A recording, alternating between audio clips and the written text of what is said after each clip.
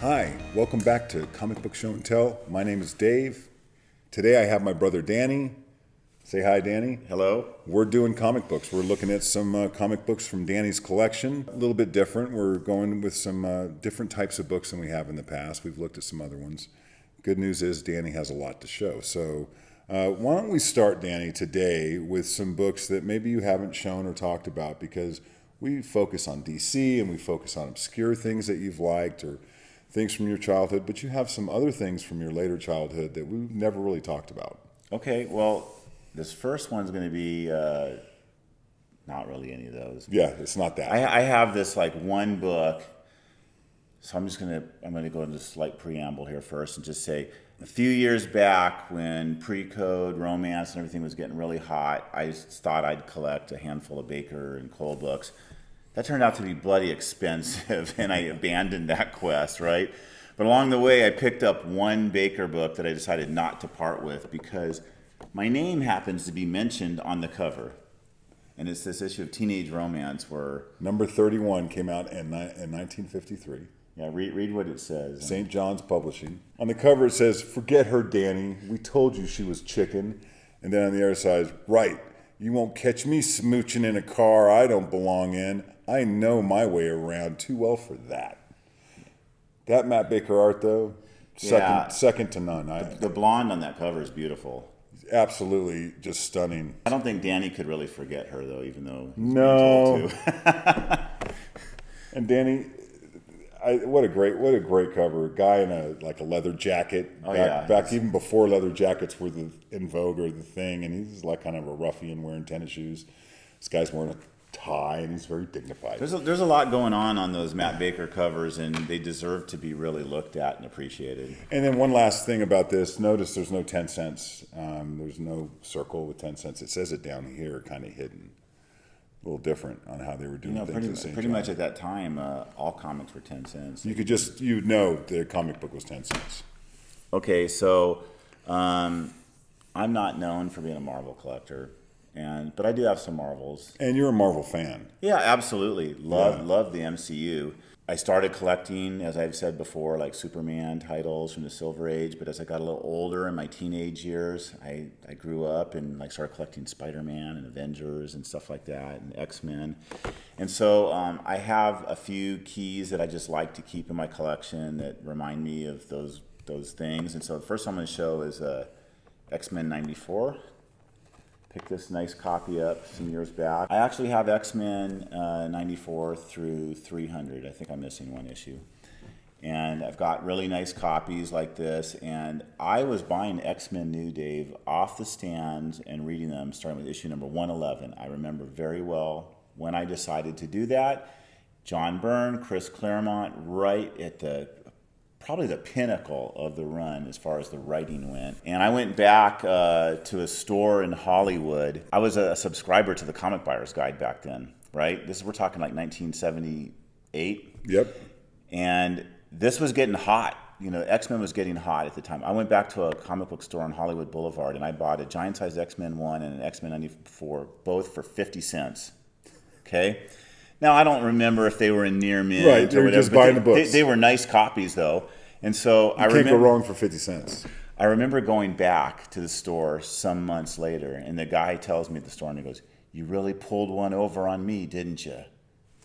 Because I bought them for 50 cents, and they were starting to go up in value at the time. Yeah, they were worth $20. I eventually sold the X-Men 94 for $20. You pulled a fast one. I pulled a fast one on him. 40X. You made 40X on your money. Yeah, well, don't ask me what I paid for that copy because I would have been better off keeping the copy I sold for $20. Well, I hope the same guy that sold you the first one sold you this one and got his money back. No, he didn't. Here's a quick geeky question. You got a Gil Kane cover with Dave Cochran inks, right? Yeah. That's unusual. Gil Kane with Cochran, isn't it? Cochran was doing work for both companies, and because I actually like Cochran. I mean, I like his Cochran art. and Kane both were working for both companies. So Cochran was doing Legion of Superheroes before this. Yeah. And in fact, I've read some stuff, some stuff in like magazines and articles that Nightcrawler was originally proposed as a member of the Legion of Superheroes. Dave Cochran was working on the design for Nightcrawler before he started the X-Men. And Gil Kane, did a lot of stuff for DC as well as Marvel. You just don't hear a lot about, people don't really talk about Dave Cochran. Dave Cochran was a good artist, but he never reached the fame that like John Byrne did. Right.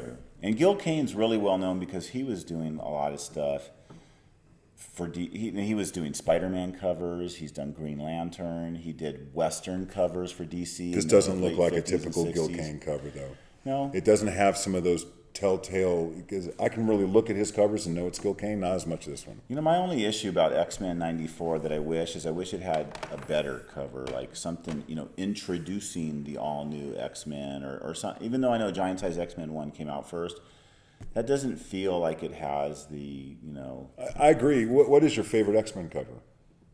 Oh, God, I really like 100, old versus new. That's a great cover. Yeah. I love 101 with the Phoenix coming up out of the water and Sick. stuff. Yeah, there are some really good covers. It's just Really good, yeah. I just don't feel that 94 is one of Days the of better Future covers. Past is one of my, it's up there. Really? Huh? Yeah, I wonder why. I love the wanted posters behind, I just like that cover, yeah. So I told you before that I collected Spider-Man as a kid, and I actually had a full run of Spider-Man at one point, up to the first issue I bought off the stands, and then started buying, and I bought for years. I think it was like 176. Wow. And so I actually completed up to that point. And then, of course, sold them all. Some of them, like I told you in a previous episode, I sold to buy a Jimmy Olsen #1. Had to have it. But I did reacquire a Spider-Man #1, some years back, and it's a nice mid-grade copy with no Marvel chipping. It's a book, Dave. I thought I bought it originally as an investment. I thought, you know what, you can't go wrong buying a Spider-Man #1. It's going to go up in value. It's a nice, but now I have a hard time thinking of selling it. Well, here's what's interesting. This book presents much higher than a 5.5. It's got this corner. Yeah, it's got a corner crease, a color-breaking corner crease here. And the fact is, it's not. If you take that out, this book looks like a 7.5 or 8.0. It's a great, like you hear all the time, buy the book, not the grade. This is a super nice copy. It is, and but like I said, I bought it as an investment. Yep. And now I can't fathom selling it. I'd have to really want something really bad to sell this to fund. But you've thought about it. Yeah, I mean, there have been some books in my that have come mind, out, it's like I know what I'd sell it for. Yes, and it would be another book. Oh yeah. I wouldn't trade. sell it just to like get the money. I'd sell it because there's something I want that's going to cost a lot of money. And So Amazing Fantasy 15 is not on your list of a book you want to. I feel like that ship has kind of sailed. Okay. It's just that book's so bloody expensive. And I like really nice presenting copies, and so to buy an AF-15 that looks the way I'd like it to look would cost an insane amount of money. I saw a 1.0 for sale today for $13,000. Yeah, and so I'd probably want between a 5 and higher with no Marvel chipping. That cover is brutal for showing wear. It is brutal. It is. And it's like, I don't know if I would enjoy owning a really low-grade copy of that. This is my last Marvel I'm going to show. This is Avengers 1. I used to own a full run of Avengers again as a kid. Sold it off, as a young adult. Had an opportunity. A few years back, right before, nice copy. right during the comic boom, I said, of all of the keys in Marvel that are appreciating, Avengers 1 doesn't seem to be appreciating at the same level. Yeah. And it's because the only thing it's a first appearance of is the Avengers. It's not a first appearance of any of the characters. Right? But I think it's got an iconic cover. I think the Avengers are universally known to comic fans and non-comic fans, and I just like owning the #1 of that book. It's fantastic. Yeah, 6.5 white pages. So Danny actually does like Marvel. I do. He likes Marvel. I do. In fact, like I said, I've got quite a few. I have almost, I collect runs of things, right?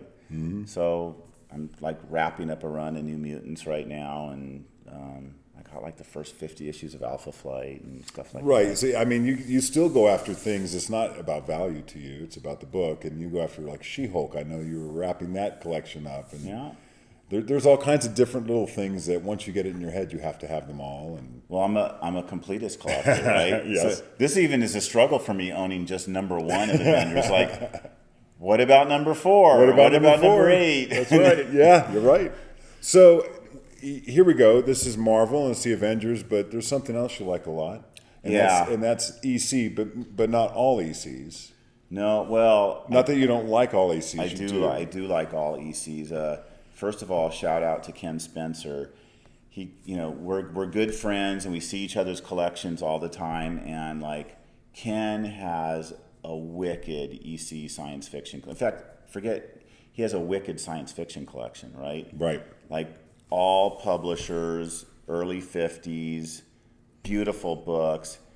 But every time he would show me his books, it was the ECs that I just loved, because you and I have an affinity for EC. Back when we were kids, we were reading the reprints. That's right. Weird Science, Tales from the Crypt. We loved that stuff. The best. And when I saw Ken's high-grade ECs, I at that point was not collecting them, and I'm like, I just want to own a couple. You know how that starts, right? Yeah. I just want to own a couple.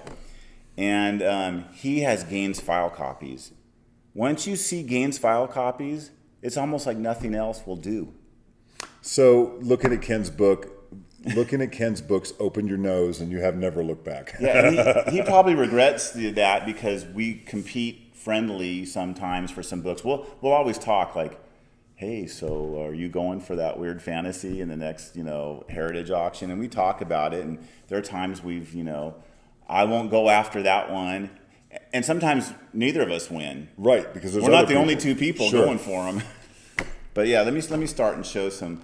First, I'm going to show this really nice weird fantasy, number 10. It's got an Alf Feldstein cover, Gaines file copy, 9.6. It's like, look at the back of that book. The Gaines books are so nice, Dave. And you've seen my Gaines books. You know what I'm talking about. It's like, once you see them,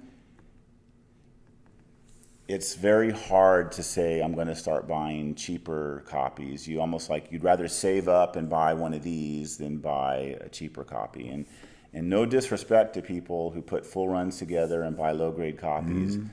I decided to only collect the science fiction books because I wanted grade, books in grade. Mm-hmm. And it's just not financially feasible to go after a whole output of EC that way. Right. Okay, so next one is Weird Fantasy number 6 with another Feldstein cover, Gaines file copy. And we've showed this before on our show. Yeah, I can't remember if I showed that. We have. Okay. What I want to show right here too. Oh yeah. The robots. Yeah, I want to show this back cover and just how clean it is, and it's so white, and the pages still retain so much whiteness. You can see through it, and it just looks so clean. I love that look. But this is one of the fun robot covers. We don't know what they're doing in this window right here. I don't know why I bought this, to be honest with you, because doesn't fit the theme of what we're talking about, right? Right. Okay, so let me just show it. But I saw it, and I had this fleeting idea that I'm going to buy every EC annual. I can't afford to get all of the books, but I'm going to get all the annuals. That's a ridiculous idea, because I don't know how well you can see how thick this book is, but it's 4 comic books. It is 4 comics, and now when they print new labels, they tell you which issues are in there. Can you explain what you mean by 4 comics? You're talking about 4 past comics, right? Yeah. So all EC annuals are remaindered issues that were sent back to the publisher, or were just left over from the print run. And the covers are removed, and they just put the 4 books together and then stick a staple through them in a new cover and called it an annual. And every issue, Dave, could have different contents, right? 4 different comics. And so, like you pointed out, on the label now, they're putting what are the 4 contents. So these are not reprints. They're the original comic book, but with the cover taken off. Recovered. Exactly. And they've, they all have, there's the Tales of Terror 1, 2, and 3. There's the 2 war books, and then there's the 2 science fiction ones. And I love them. They're so thick, they feel like a pulp magazine almost. It looks like a pulp. Great cover, too. Next one's just really just awesome, Weird Science with a Feldstein cover. What number? 8. This is Weird Science number 8 and 9.8, guys. Off white to white pages. 1951. You know, this 1951. Look at 9.8 from 1951. Yeah, it's just sick. It's got a great story in there about a creature that implants its seeds in humans that comes out of their bellies. Remind you of any movies? Yeah. You got to believe that people who wrote science fiction and later did comics and movies had read some ECs, because you see some of the themes from EC comics. Okay, so back to annuals, but this time in my wheelhouse, right? Like, I collect the science fiction books. This is Weird Science Fantasy Annual number 1. And that dude's back. Same Well, guy. Only he's got a tube body and this guy's got legs. Feldstein drew the greatest monsters, really. He really did. This is one of those thick ones, guys. So this one has Weird Fantasy number 13, Weird Fantasy number 12, Weird Science number 5, and Weird Science number 14 in it. Yeah. And some of these can even be more valuable or more expensive depending on what issues are inside, right? I suppose, but the reality is those are just really, these are really hard to get. There were no Gaines file copies of these books. I'm showing you all these Gaines books in the 9.0 range. These annuals are not well known to exist in that range. Okay, next one, not a Gaines copy. I gotta say too first, Feldstein covers don't get the same love as the Wood covers, but as a fan, I really do like them a lot. I don't like them as much. But if you have to choose between the two, maybe Correct. Most people would make the same choice. Feldstein's amazing. Feldstein's amazing. And he's an incredible writer. He wrote most of the stories. This is a Wood cover. First issue of Weird Science Fantasy for the non-EC fans out there. Weird Science and Weird Fantasy got combined into one title. Yeah. They picked up the numbering at 23. Both titles finished on 22. They changed the price to 15 cents. Science fiction fans like this stuff enough, and we need to make more money in these. We're going to charge 15 cents. That experiment didn't go well. Lasted 2 issues. But all of the Weird Science Fantasy covers have this kind of like picture box approach, like the kind of the Marvel picture boxes.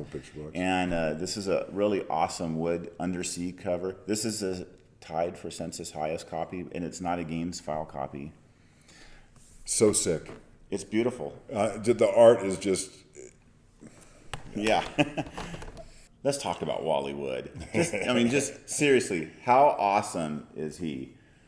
Weird Science 14, starting with like 12, 13, 14, 15, 16. Look. Wood just was knocking them out. This back cover is just... And I know we're talking about the art, but this is such a clean book, it just makes me happy to look at it. This book and the book you showed previously are from the same collection, and neither of them are Gaines file copies. Wow, I wonder if that collection, if that person bought them new. He did. Really? Yeah, it's an original owner collection that a dealer has been selling, and I've been picking them up when I see a copy I need, and they're just gorgeous copies. Yeah, this is the colors in this are phenomenal. This one here I bought at a San Diego Comic-Con, saw it, immediately had to have it. I love the dog floating in the spaceship in the zero gravity. It's again a Wally Wood cover. Look at the detail of the spaceship. It's something else. That predates spaceships. He is so good at that, David. We talked a little bit about how Jack Kirby got dumbed down a little bit when Coletta did the inks, because he would take out the detail, and we didn't have that problem here.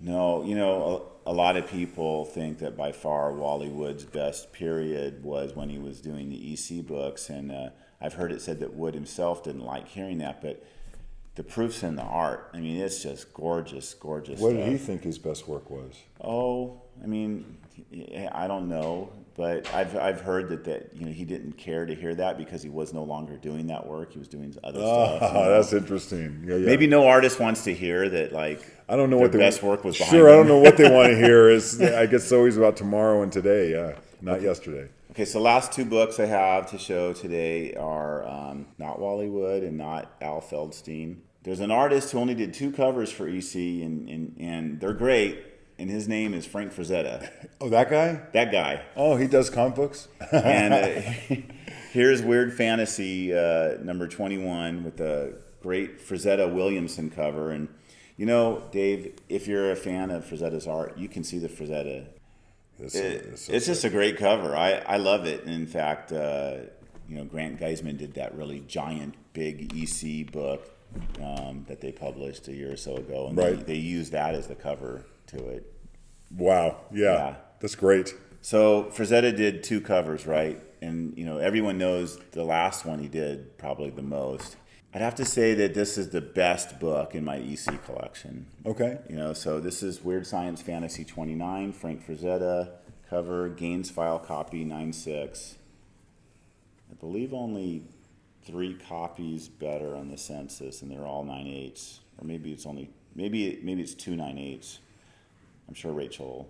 I personally believe this exemplifies Frazetta at his best. To me, I've always looked at this and just thought that these cavemen were drawn in such a way that it blew me away. I just have always loved this cover. There's so much about that cover that makes it stand out. All the other covers for Weird Science Fantasy had white, right? This one's like a green. Mm-hmm. And the rocket ship against the green and the orange background against the green just really make it stand out. This book is so notorious for showing wear because of the colors of the book. So when you see a copy like this, it's almost mesmerizing, right? You just can't, you're just staring at it because it looks like it was supposed to look when it was new. Is there ever a disappointment once you get one of these that you have it? Is it better to look for them or better to get them? Well, I think most collectors would agree that when you achieve a grail, all you do is end up putting another one on the list, right? So how long, did you ever think you'd own a copy this nice of that book? No.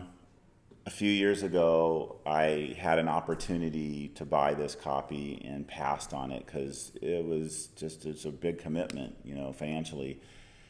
And then I waited a year and decided that I really wanted to have it worse than I wanted to keep the money. You wanted it more than the money. Yeah, so the person who had it still had the book and sold it to me, and I have not regretted it since then. Well, thanks again for showing us some of your comic books, and until next time. Thank you. Bye.